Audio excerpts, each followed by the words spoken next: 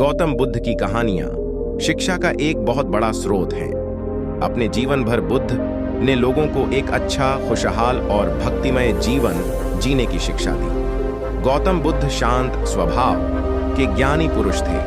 उनकी दी गई शिक्षा अगर आज का मनुष्य अपना ले तो उसके जीवन की आधी परेशानियां बुद्ध की शिक्षा से ही दूर हो जाएंगी। हमारे जीवन में ज्यादातर परेशानियां हमारे मन और विचारों से ही शुरू होती हैं।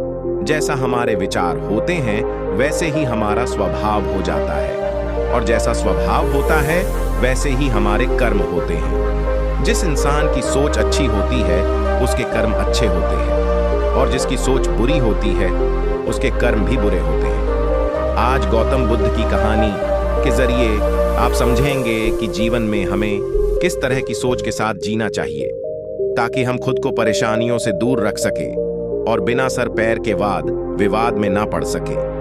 बुद्ध की प्रेरणादायक कहानी को शेयर जरूर करें। दोस्तों, कहानी छोटी सी है लेकिन बहुत ही गहरी है। इससे पहले कि आप इस कहानी में खो जाएं, इस चैनल को सब्सक्राइब जरूर कर ले। तो चलिए कहानी शुरू करते हैं। एक बार की बात है, गौतम बुद्ध प्रवचन देने के लिए किसी गांव में गए थे।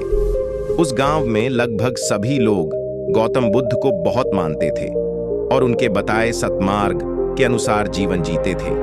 उसी गांव में एक गरीब औरत थी जो बुद्ध को बहुत मानती थी, लेकिन उस औरत का पति बुद्ध को पसंद नहीं करता था। वो हमेशा गौतम बुद्ध की बुराई करता। उसका मानना था कि बुद्ध ढोंगी है और माया करके लोगों को बस में कर लेता है।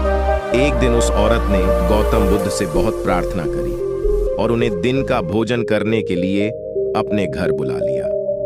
गौतम बुद्ध ये बात नहीं जानते थे कि उस औरत का पति उन्हें ढोंगी समझता है और बुरा भला कहता है। बुद्ध दिन के समय अपने कुछ शिष्यों के साथ भोजन करने उस स्त्री के घर पहुंच गए। दिन का समय था, उसका पति घर पर नहीं था। उस औरत ने बुद्ध का स्वागत किया और सबके लिए खाना लगाया। जैसे ही उन लोगों ने खाना शुरू किया तो अचानक उस महिला का पति भी घर आ गया।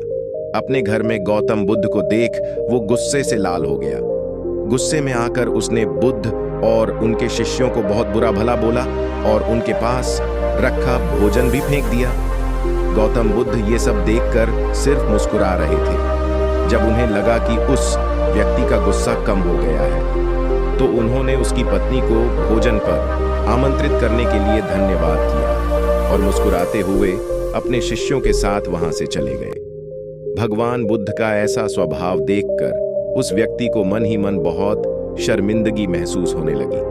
वो खुद से घृणा करने लगे। सारी रात वो यही सोचता रहा कि इतना अपमानित होने के बाद कोई इंसान इतना शांत कैसे रह सकता है। उसे अपनी गलती का एहसास हुआ और वो अगले दिन बुद्ध के पास माफी मांगने के लिए आ गया। उस व्यक्ति को माफी मांगता देख गौतम बुद्ध ने उससे कहा, तुमने जो कुछ मेरे साथ किया वो कल किया था और आज एक नया दिन है।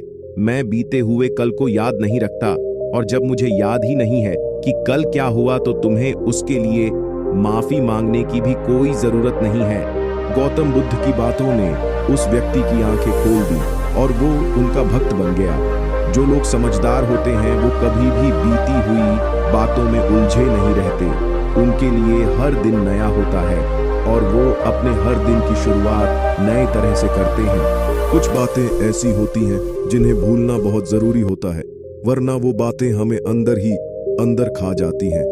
लेकिन बहुत से लोग ऐसे होते हैं जो पुरानी बातों को भूल नहीं पाते, बार बार उनके बारे सोचते रहते हैं। पुरानी बातें या यादें अगर अच्छी हैं तो कोई समस्या नहीं है, लेकिन अगर वो बुरी हैं और बार बार याद आती है या आप खुद उन्हें बार बार सोचते हैं तो वो बातें डर, डिप्रेशन, गुस्सा या फिर बदले का रूप ले लेती हैं। ऑफिस में बॉस की डांट, ब्रेकअप का गम, स्कूल में टीचर की मार, रास्ते में हुई किसी से बहस, इन चीजों को आप जितनी जल्दी भूल जाएं उतना ही बेहतर है। ऐसी चीजों को हम जितना याद करते हैं ये हमारे दिमाग में उतना ही नेगेटिव असर डालती है और बार बार हमें कुछ गलत करने पर मजबूर करती है। इसलिए बीते हुए कल में हुई ऐसी बातों को भूलना सीखो जो आपके भविष्य को खराब कर सकती हैं। जो बीत गई सो बात गई, ऐसा सोचकर अपनी जिंदगी को पॉजिटिव जियो।